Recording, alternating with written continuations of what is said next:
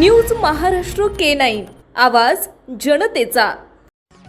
मनसे अध्यक्ष राज ठाकरे यांनी नीट परीक्षा गोंधळावर आपली रोखठोक भूमिका मांडली आहे। केंद्र सरकारची प्रत्येक विषयात गोंधळ घालून लोकांना वेठीस धरण्याची परंपरा सुरूच आहे। नीट पेपर फुटीनं परत एकदा हे सिद्ध झालं। नीटचा पेपर 10 लाख रुपयांना विकत घेतला गेला आणि याची मुळं सापडली महाराष्ट्रात। अर्थात हे पेपर फुटीचं जाळं देशव्यापी आहे। यात नीटसाठी तयार करून घेणाऱ्या कोचिंग क्लासेसचा पण हात आहे। हे सगळं झाल्यावर केंद्र सरकारनं काय केलं तर परीक्षा रद्द केली आणि सीबीआय चौकशी लावली। याआधी पण 2024ला सीबीआय चौकशी अशाच एका प्रकरणात लावली होती, त्यातून काही साध्य झालं नाही। या सगळ्यात आपण आपलं काम केलं असं सरकारचा अविभार्व आहे, पण 22 लाख मुलांचं आणि त्यांच्या कुटुंबियांचं आयुष्य टांगणीला लागलंय त्याचं काय, असा सवाल राज ठाकरे यांनी केलाय। मुळात 2016ला नीट लादण्याची गरजच नव्हती, पण सगळं एक छत्री अंमलाखाली आणण्याची या सरकारची खुमखुमी इतकी तीव्र आहे की मग काही लाख लोकांच्या आयुष्याचा खेळखंडोबा झाला तर काय फरक पडतो। नीट बद्दल मी 2016 पासून आक्षेप नोंदवत होतो।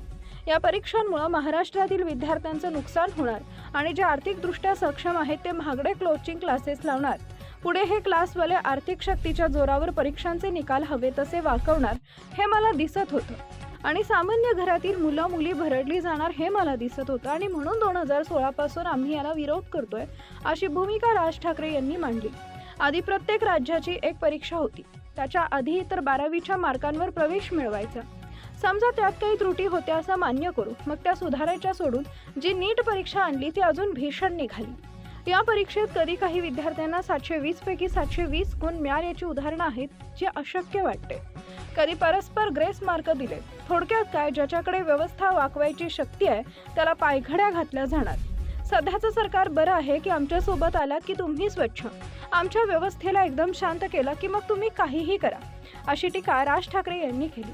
प्रश्न असा आहे की मुळात मेडिकलच्या जागा कमी, त्यासाठी राष्ट्रव्यापी परीक्षा, तिचं काय होईल माहीत नाही। दरवर्षी काहीतरी नवीन खेळ। काही वर्षांपूर्वी नीट परीक्षेच्या गोंधळावर मी थेट पंतप्रधानांशी बोललो होतो, तेव्हा प्रश्न सुटला, पण कायमस्वरूपी काही सुधारणा नाही असं राज ठाकरे म्हणाले। बरं, इतकी वर्ष एकच माणूस भाजप नेते धर्मेंद्र प्रधान हे केंद्रीय शिक्षण मंत्री म्हणून चिकटून बसले। त्यांच्या काळात नीटमध्ये इतके घोळ झाले, पण तरीही हे महाशय तिथंच बसले। बहुधा हिंदी देशभर लादण्याचा अजेंडा ते नेटानं राबवत आहेत, म्हणून त्यांना ही बक्षिसं दिली आहेत का। माझी पंतप्रधानांना विनंती आहे की 22 लाख विद्यार्थ्यांच्या आयुष्याशी अनेकदा खेळ करणाऱ्या तुमच्या या मंत्र्यांचा तात्काळ राजीनामा घ्या, अशी मागणी राज ठाकरेंनी केली आहे।